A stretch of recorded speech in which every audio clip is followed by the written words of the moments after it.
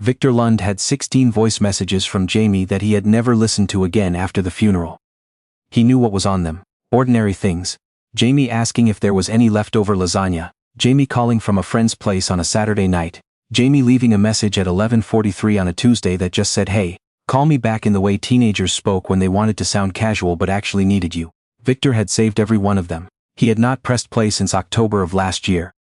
By profession he built things, by reputation he built them well. Lund Construction had put up more than 40 residential towers across Alberta in 27 years.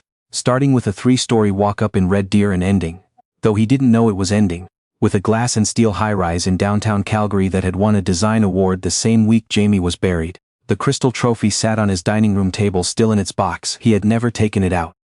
He lived alone in a house in southwest Calgary that had 4 bedrooms, a finished basement with a wet bar he never touched, and a kitchen larger than the apartment where he'd grown up. His wife Carolyn had left 7 years ago.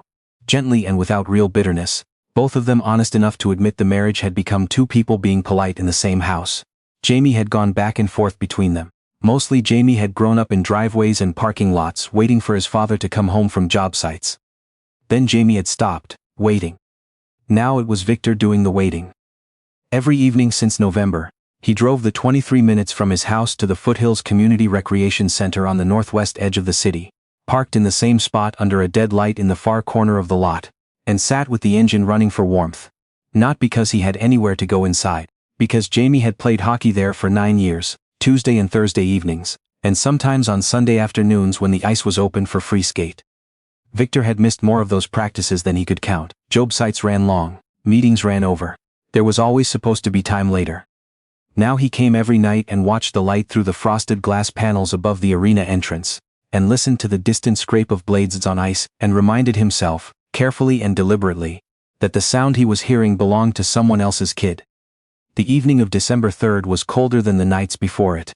The temperature had dropped to -18 by 6 o'clock, and the parking lot was half empty. Most families choosing the warmth of their cars over the cold of the bleachers.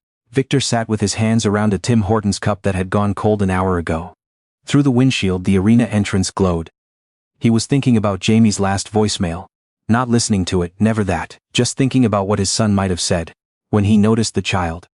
She was standing at the edge of the entrance overhang, just beyond where the roof's reach ended and the snow began. 8, maybe 9 years old. She wore a man's hockey jersey several sizes too large, dark blue with a number on the back that had started to crack and peel. A coat. A toque pulled down to her eyebrows. Her breath came in small white puffs, and she was hugging herself with both arms, swaying slightly the way children did when they were trying not to shiver. She wasn't going in. She wasn't going anywhere. She was just standing there, looking at the cars in the lot as though one of them might be hers. Victor watched her for 2 minutes, then he got out of his truck. She didn't run when he approached, which meant she had learned somewhere along the way that strangers weren't always the most dangerous thing. She turned and looked at him with dark eyes that were too steady for a child, standing alone in the cold at 7 in the evening.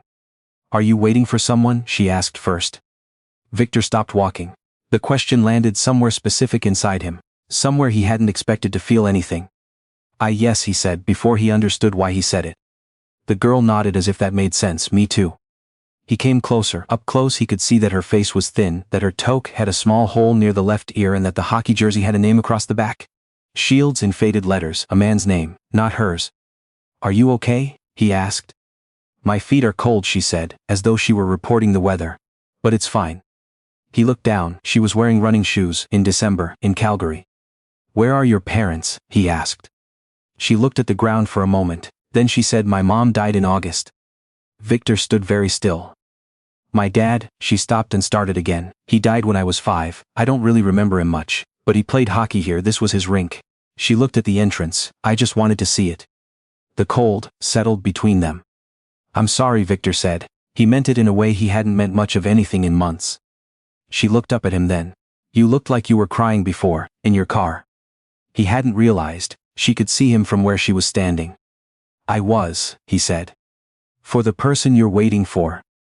Somewhere behind the frosted glass, a buzzer sounded for the end of a period. A muffled cheer rose and fell. Victor thought of Jamie in full gear stepping off the ice, helmet tilted up, looking into the stands, looking for him. "My son," Victor said. "He played here too, every Tuesday and Thursday." The girl tilted her head. "Does he play somewhere else now?" The question broke him the way only an honest question can. Not cruelly, not thoughtlessly, but with the clean pain of something true. No, Victor said. 7 months ago. She didn't flinch or look away. Oh, she said softly. Then do you come here because it's the closest you can get to him? No therapist, no family member, no friend who had come to his door with casserole and careful words had said it so exactly. Yes, he said, I think that's exactly why. She hugged herself tighter against a gust of wind that came across the lot. What's your name? Victor asked. Anya, she said, Anya Shields. He looked at the name on the back of the jersey. Her father's name, worn smooth with age and weather. Carried here because it was the closest thing she had left to him. I'm Victor, he said, Victor Lund. She studied him the way children studied adults they were deciding whether to trust, not quickly, not carelessly. You build things, she said. He blinked. How do you know that? She pointed at his truck parked under the dead light across the lot. The door had his company name on it, Lund Construction, built to last. My mom used to say builders were the loneliest people, Anya said. Because they make homes for everyone except themselves. A pause. I don't know if that's true, she said a lot of things. Victor stood in -18 degrees in the parking lot of the arena where his son had learned to skate, and felt the specific sensation of being seen. She sounds like she was wise, he said carefully. Anya looked at her running shoes. She was the smartest person I ever knew. Her voice was small but didn't waver. I can't remember what her hands looked like when she wasn't sick. I try but I can only see the hospital ones. Victor looked away across the lot. He knew that terror intimately, the slow theft of memory, the details disappearing one by one. He had spent 7 months trying to hold on to the exact sound of Jamie's laugh, the specific way his son said Dad when he was trying to get away with something. I'm afraid of forgetting too, he said. Anya looked up. What do you forget? His voice, Victor said. When I try to hear it now, I have to work at it. In the beginning it was just there. Now I have to concentrate. She nodded slowly. That's what happens. They stood together in the cold for another moment. Then Victor said, How long have you been out here? She shrugged. Since it closed for the private event, maybe 2 hours. 2 hours. I stayed by the door, it was warmer there. Victor looked at her running shoes again. At the hole in her toque. At the hockey jersey that belonged to a man she had barely known. That she wore in -18 because it was the closest thing she had left to him. Anya, he said, where are you staying tonight? She lifted her chin slightly. I've been with Mrs. Parrott from down the street, but she said she can't keep doing it. The child services lady is supposed to call. A pause. She hasn't yet. Victor understood then, not the details, not the full picture, but the essential shape of it. This child was between things, between people, between what used to be and whatever came next. I have a truck, he said, and a house, and a kitchen with more food in it than one person needs. He kept his voice steady, unforced. You don't have to come, I'm not asking you to trust me because I told you to. I'm asking because it's cold. And because I think your mother would not have wanted you standing in a parking lot with wet feet. Anya looked at him for a long time. My mom said to trust people who admit when they're sad, she said finally. She said liars always pretend to be fine. Victor thought of every time he had said I'm fine to his sister, to Carolyn, to the colleagues who had reached out in October and November, and stopped reaching when he never reached back. I am very far from fine, he said. She looked at the jersey, then at the entrance door, then at him. Can we come back here sometime, she asked. To the rink?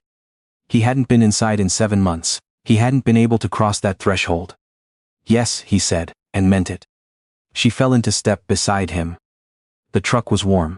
Anya pressed her hands flat against the heat vent and held them there without apology. Eyes closed, pulling the warmth in like something she could store. Victor drove without speaking for a few minutes, watching the road and letting her be. This is a big truck, she said when she'd thought enough to talk. I use it for work. Do you drive it to the arena every night even though you don't go in? He kept his eyes on the road. How did you know it was every night? Mrs. Parrott's is 2 streets over, I've walked past. She looked at him. You always park in the same spot. Victor didn't answer. He had not known anyone was watching. Jamie would have thought that was. He stopped. It was the first time he'd said his son's name out loud in 3 weeks. The word felt different in the air of the truck cab, less fragile than he'd expected. He would have thought it was strange, sitting out there every night. Maybe he would have come out, Anya said simply. If he knew you were there. Victor stared at the road ahead and said nothing. The house was lit from outside, the porch light on because he always left it on when he went out and had never quite understood why. Force of habit from before. From when Jamie sometimes came home late. Anya stepped out of the truck and looked up at the house. Not with envy or wonder, but with something closer to calculation. Do you have a dog? She asked. No. A cat? No.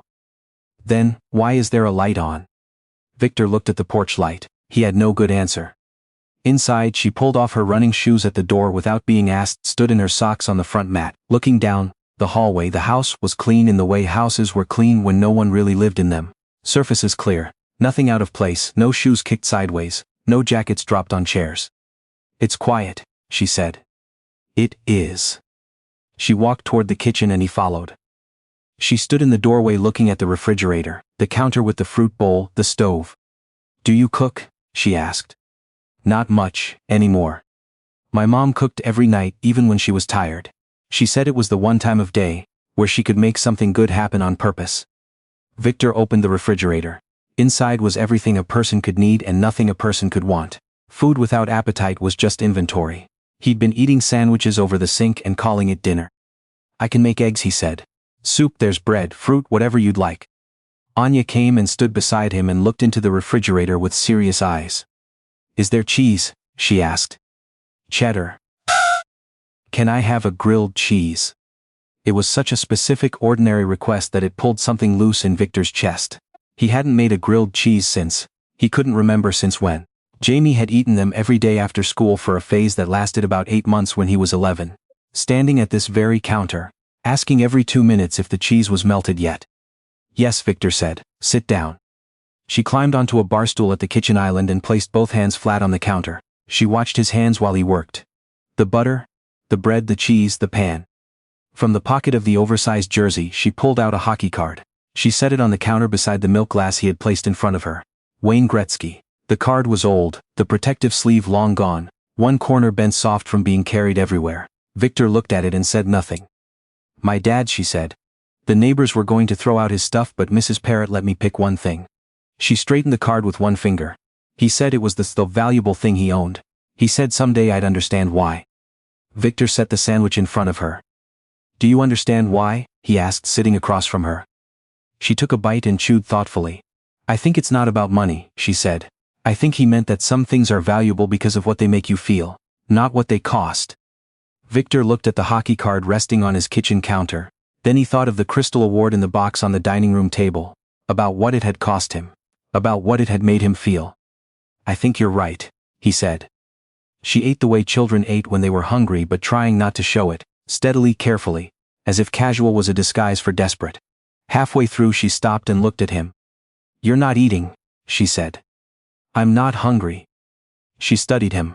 My mom stopped eating when she got really sick, but she always made me eat first, she said. Anya looked at the sandwich. She said that keeping yourself alive is an act of love toward the people who love you, because they have to watch if you don't.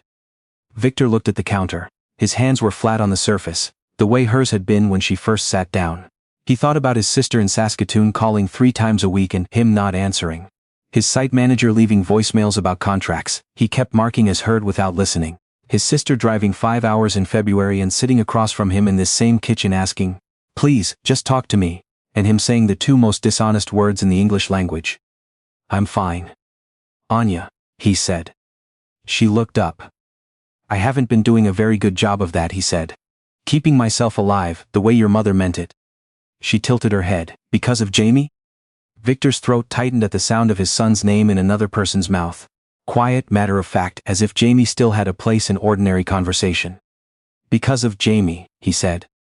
She was quiet for a moment. Then she said something so simple it should not have done what it did to him. He probably still loves you, she said, even from wherever he is. Victor put one hand over his face. He breathed in. He breathed out. The kitchen light hummed above them, and the heat came through the vents, and somewhere outside the wind had picked up again, working at the window above the sink. He didn't cry loudly, he didn't need to. Some grief was quiet by then, worn down to its most essential form, a pressure behind the sternum, a burn behind the eyes that had nothing left to prove. Anya got down from her bar stool. She walked around the island. She stood beside him and placed her small hand on his arm, the way someone did when they wanted you to know they weren't leaving. I'm sorry about Jamie, she said. He covered her hand with his. The hockey card sat on the counter between his cold coffee cup and her nearly empty glass of milk. The sandwich was almost gone. The kitchen, for the first time in 7 months, held the smell of something cooked with intention. He thought of Jamie at 11, standing at this counter asking if the cheese was done yet. He thought of all the practices he had missed, the driveways and parking lots of his son's life, where he had been absent while building other people's homes. He thought of 16 voice messages, ordinary and irreplaceable. He thought of Anya's mother, who had cooked every night even when she was tired, and said that keeping yourself alive was a form of love. He thought of a hockey card with a bent corner, carried out of a dead man's apartment, because it was the most valuable thing he had left behind. Anya, he said when he could speak again, I'm going to make some calls tomorrow, to a family law office and to child services. I want to find out about becoming your guardian. He kept his voice even. I don't know what they'll say, I don't know if I'm the right person, but I don't want you standing in a parking lot in December, and I don't want you going back to Mrs. Parrott's tonight, wondering if tomorrow has a plan. She went very still beside him. You don't know me, she said finally. No, he agreed, but I know what it means to wait for someone in the cold. She looked at him for a long time, her hand was still on his arm. My mom used to say the right homes find you, she said slowly, that you don't choose them on purpose, they just happen when you're not looking. Victor looked around his kitchen, at the 2 clean counters and the silent hallway and the trophy still in its box, at the spare bedroom upstairs where no one had slept in 7 months, at the porch light he had never stopped leaving on. I have a room, he said. It has a window that faces the backyard, there's a spare blanket in the closet. He paused. And tomorrow, when you're ready, I'll take you back to the rink, we'll go inside this time. She looked at the hockey card on the counter, then she picked it up, held it for a moment, and set it back down, not in her pocket this time, but in the space between them where they could both see it. Okay, she said. That night, after he had shown her the room and found the extra blanket, and made sure the window latch was secure against the wind, Victor stood in the upstairs hallway and listened. The silence was the same silence the house had held for 7 months, large and cold and full of things he hadn't said. But there was a light under the door of the spare room, and there was a hockey card on his kitchen counter, and tomorrow he had 2 calls to make. One to a family law office and one to his sister in Saskatoon, who had driven 5 hours in February and deserved more than 2 dishonest words. He went downstairs. He stood in the kitchen for a moment. Then he picked up his phone. He did not open the voice messages. Instead he dialed his sister's number, and when she answered on the second ring, her voice careful with the particular alertness of someone who had been waiting a long time, he said, It's me, I know it's late, I wanted to talk. In the morning he made eggs. Anya came downstairs still wearing the jersey, her hair pressed flat on one side from sleep, the hockey card tucked safe in the front pocket. She sat at the same bar stool and looked at the eggs and the toast, and the glass of orange juice, and the small bowl of cut fruit that Victor had taken 20 minutes to prepare. You cooked, she said. An act of love, he said, toward the people who need you.